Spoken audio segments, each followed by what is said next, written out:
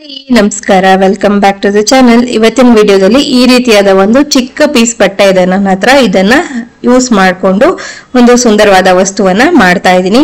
ಹಾಗೆ ಇದರ ಅಳತೆ 13 ಇಂಚು ಅಗಲ ಇದೆ, 15 ಇಂಚು ಉದ್ದ ಇದೆ. ಈಗ ನಾನು ಅದೇ ಅಳತೆಯ ಲೈನಿಂಗ್ ಬಟ್ಟೆಯನ್ನು ಕೂಡ ತಗೊಂಡಿದ್ದೀನಿ. ಹಾಗೆ ಪೀಸ್ ಆಗಿರುವಂತ ಸ್ಪಾಂಜ್ ಅನ್ನು ಕೂಡ ಬಳಸ್ತಾ ಇದ್ದೀನಿ. ಈ ರೀತಿ ಪೀಸ್ಗಳಿದ್ರು ಕೂಡ ನಾವು ಅದನ್ನ ಈ ರೀತಿ ಬ್ಯಾಲೆನ್ಸ್ ಮಾಡಿಬಿಟ್ಟು ಸ್ಟಿಚ್ ಮಾಡಬಹುದು.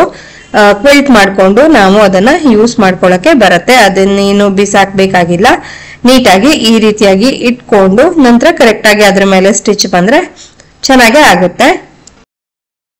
ಇವತ್ತಿನ ವಿಡಿಯೋವನ್ನ ಶುರು ಮಾಡೋಕ್ಕಿಂತ ಮುಂಚೆ ಯಾರೆಲ್ಲ ನಮ್ಮ ಚಾನಲ್ ಅನ್ನ ಹೊಸದಾಗಿ ನೋಡ್ತಿದ್ರು ದಯವಿಟ್ಟು ಸಬ್ಸ್ಕ್ರೈಬ್ ಮಾಡ್ಕೊಂಡು ನೋಡಿ. ಹಾಗೆ ಈ ವಿಡಿಯೋ ನಿಮಗೆ ಇಷ್ಟ ಆಗಿದ್ದಲ್ಲಿ ದಯವಿಟ್ಟು ಒಂದು ಲೈಕ್ ಅನ್ನ ಕೊಡೋದನ್ನ ಮರಿಬೇಡಿ.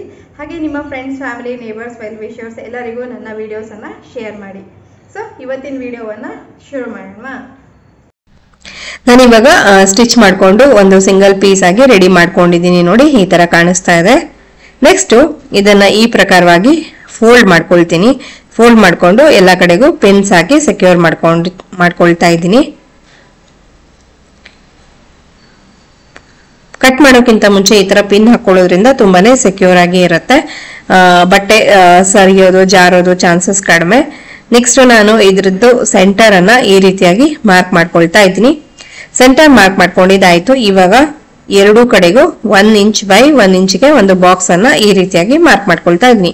ಎರಡೂ ಕಡೆಗೂ ಸೇಮ್ ಮೆಜರ್ಮೆಂಟ್ ಅಲ್ಲಿ ನಾವು ಬಾಕ್ಸ್ ಅನ್ನ ಮಾರ್ಕ್ ಮಾಡ್ಕೊಳ್ಬೇಕು. ಇಲ್ಲಿ ವಿಡಿಯೋದಲ್ಲಿ ಕಾಣಿಸ್ತಿದೆ ಅಂತ ಅನ್ಕೊಳ್ತೀನಿ. ಈಗ ನೋಡಿ, ಎರಡೂ ಕಡೆಗೂ ಈ ರೀತಿ ಬಾಕ್ಸ್ ಮಾರ್ಕ್ ಮಾಡ್ಕೊಂಡಿದ್ದಾಯ್ತು. ಹಾಗೆ ಇಲ್ಲಿ ಓಪನ್ ಸೈಡ್ ಅಲ್ಲಿ ಏನ್ ಮಾಡ್ಬೇಕು ಅಂದ್ರೆ ಎರಡೂ ತುದಿಯಿಂದ 1 ಇಂಚಿಗೆ ಒಂದು ಮಾರ್ಕ್ ಅನ್ನ ಮಾಡ್ಕೊಳ್ಬೇಕು. ನೋಡಿ, ಈ ರೀತಿಯಾಗಿ ಕಾಣಿಸ್ತಿದಿಲ್ಲ. ನೆಕ್ಸ್ಟ್ ಆ ಒಂದು ಮಾರ್ಕ್ಗೂ ಹಾಗೆ ಇಲ್ಲಿ ಬಾಕ್ಸ್ ಏನ್ ಮಾರ್ಕ್ ಮಾಡ್ಕೊಂಡಿದ್ವಿ ಆ ಒಂದು ಬಾಕ್ಸ್ಗೂ ಈ ರೀತಿಯಾಗಿ ಜಾಯಿನ್ ಮಾಡ್ಕೊಳ್ಬೇಕು. ನೋಡಿ, ಇಲ್ಲಿ ಈ ರೀತಿಯಾಗಿ ಶೇಪ್ ಬಂದಿದೆ. ಹಾಗೆ ಹೇಗ್ ಮಾರ್ಕ್ ಮಾಡ್ಕೊಂಡಿದೀವೋ ಅದೇ ಪ್ರಕಾರವಾಗಿ ಕಟ್ ಮಾಡ್ಕೊಳ್ಬೇಕು. ಈಗ ನಾನು ಕಟ್ ಮಾಡ್ಕೊಂಡಿದ್ದಾಯ್ತು. ನೋಡಿ, ಈ ರೀತಿಯಾದ ಶೇಪು ಬಂದಿದೆ. ನೆಕ್ಸ್ಟ್ ಏನ್ ಮಾಡ್ಬೇಕು ಅಂದ್ರೆ ಇದಕ್ಕೆ ನಾನು ಹ್ಯಾಂಡಲ್ಸ್ ಮಾಡೋದಕ್ಕೆ ಕಾಂಟ್ರಾಸ್ಟ್ ಬಣ್ಣದ 2 ಬಟ್ಟೆಗಳನ್ನ ತಗೊಂಡಿದ್ದೀನಿ. ಹಾಗೆ ಇದರ ಅಳತೆ 3 ಇಂಚು ಅಗಲ ಇದೆ, 14 ಇಂಚು ಉದ್ದ ಇದೆ. ನೆಕ್ಸ್ಟ್ ಏನ್ ಮಾಡ್ಬೇಕು ಅಂದ್ರೆ ಇದನ್ನ ಈ ಪ್ರಕಾರವಾಗಿ ಡಬಲ್ ಫೋಲ್ಡ್ ಮಾಡಿಬಿಟ್ಟು ಸ್ಟಿಚ್ ಮಾಡಬೇಕು. ಈಗ ನಂದು ಬೆಲ್ಟ್ಸ್ ರೆಡಿ ಇದೆ. ನೋಡಿ, ಈ ತರ ಕಾಣಿಸ್ತಾ ಇದೆ.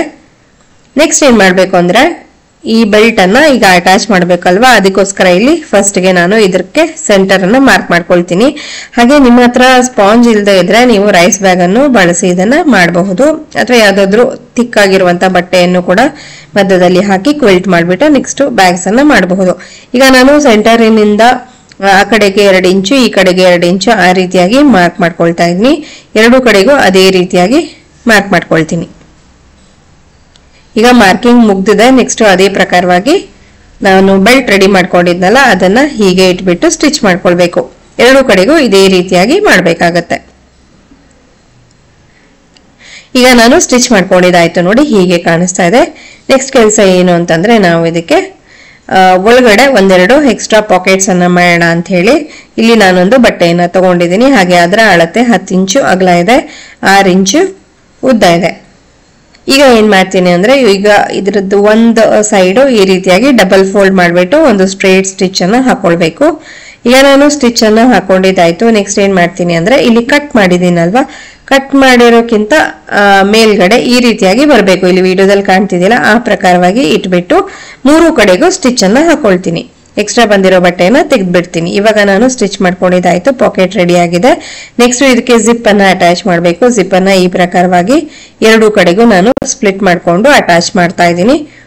ಜಿಪ್ ಅಟ್ಯಾಚ್ ಮಾಡಿದಾದ ನಂತರ ಇದಕ್ಕೆ ನೆಕ್ಸ್ಟ್ ಕೆಲಸ ರನ್ನರ್ ಅನ್ನ ಇನ್ಸರ್ಟ್ ಮಾಡ್ಕೊಳ್ಳೋದು. ರನ್ನರ್ ಕೂಡ ಇನ್ಸರ್ಟ್ ಮಾಡಿದಾಯ್ತು. ಈಗ ನೋಡಿ, ಈ ತರ ಕಾಣಿಸ್ತಾ ಇದೆ. ನೆಕ್ಸ್ಟ್ ಏನ್ ಮಾಡ್ತೀನಿ ಅಂದ್ರೆ ಇದನ್ನ ಉಲ್ಟಾ ಮಾಡ್ಕೊಳ್ತೀನಿ. ಉಲ್ಟಾ ಮಾಡ್ಕೊಂಡ್ಬಿಟ್ಟು ಎರಡು ಸೈಡು ನಾನು ಫಸ್ಟ್ ಗೆ ಸ್ಟಿಚ್ ಅನ್ನ ಹಾಕೊಳ್ತೀನಿ. ನೋಡಿ, ಈ ತರ ಕಾಣಿಸ್ತಾ ಇದೆ ಉಲ್ಟಾ ನೋಡಿದಾಗ.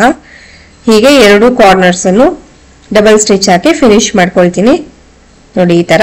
ನೆಕ್ಸ್ಟ್ ಇಲ್ಲಿ ಕಟ್ ಏನಿದೆ ಅದನ್ನ ಈ ಪ್ರಕಾರವಾಗಿ ಎಳೆದು ಹಿಡಿತಾ ಅಲ್ಲಿ ಕೂಡ ಸ್ಟಿಚ್ ಅನ್ನ ಹಾಕೊಳ್ಬೇಕು. ಈಗ ಈ ಸೈಡ್ಸ್ ಕೂಡ ನಾನು ಸ್ಟಿಚ್ ಅನ್ನ ಹಾಕೊಂಡಿದ್ದಾಯ್ತು. ಈಗ ಈ ಒಂದು ಬ್ಯಾಗ್ ಅನ್ನ ಸೀದಾ ಮಾಡಿ ಹೇಗ್ ಬಂದಿದೆ ಅಂತ ನೋಡೋ ಸಮಯ. ಇವಾಗ ಕಾರ್ನರ್ಸ್ ಎಲ್ಲ ನೀಟಾಗಿ ಸೆಟ್ ಮಾಡ್ಕೊಳ್ಳೋಣ. ಇವಾಗ ನೋಡಿ ಜಸ್ಟ್ ಒಂದು ಎಂಬ್ರಾಯ್ಡ್ರಿ ಇರುವಂತ ಚಿಕ್ಕ ಪೀಸ್ ಬಟ್ಟೆಯಿಂದ ಒಂದು ಸುಂದರವಾದ ಬ್ಯಾಗು ರೆಡಿ ಇದೆ. ಹಾಗೆ ನೀವೇ ನೋಡ್ತಿರುವಂತೆ ವೈಡ್ ಬಾಟಮ್ ಇದೆ, ಹಾಗೆ ಒಂದು ಜಿಪ್ ಇದೆ, ಹಾಗೆ ಒಳಗಡೆ ಇನ್ನೊಂದು ಪಾಕೆಟ್ ಇದೆ. ಸೊ ಇದಿಷ್ಟು ಈ ಬ್ಯಾಗ್ ಅಲ್ಲಿ ಇರುವಂತದ್ದು. ತುಂಬಾನೇ ಸಿಂಪಲ್ ಹೊಲಿಯೋದು, ನೀವೇ ನೋಡಿದ ಹಾಗೆ.